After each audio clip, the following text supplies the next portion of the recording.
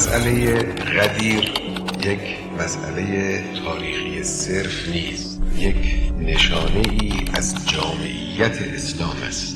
اگر نبی مکرم که در طول 10 سال یک جامعه بدوی آلوده به تعصبات و خرافات را تبدیل کرد به یک جامعه مترقی اسلامی با اون مجاهدت‌های عظیمی که اون بزرگوار انجام داد و اصحاب باوفایش، اگر برای بعد از این 10 سال نبی مکرم فکری نکرده بود، نقشه‌ای در اختیار امت نگذاشته بود، این کار ناتمام بود.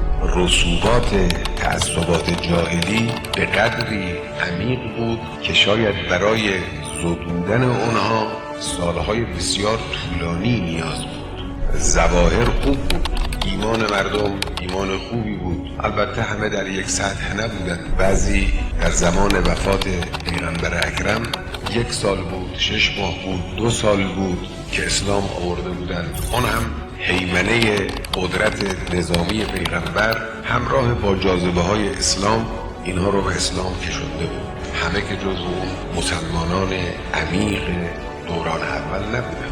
پاک کردن رسوبات جاهلی از اعماق این جامعه و مستقیم نگه داشتن خط هدایت اسلامی، این به یک تدبیری برای بعد از 10 سال زمان پیغمبر نیاز داشت. اگر این تدبیر انجام نمیشد کار ناتمام بود. اینی که در آیه مبارکه سوره مائده می‌فرماید الیوم اکملت لکم دینکم و اتممت علیکم نعمتی، این تصریح به همین معناست که این نعمت اسلام، نعمت هدایت، نعمت نشان دادن صراط مستقیم به جامعه بشریت، این نعمت اون وقتی تمام میشد و کامل میشد که نقشه راه برای بعد از پیغمبر هم معین باشد. این امر طبیعی است. این کار رو پیغمبر در غدیر انجام دادن.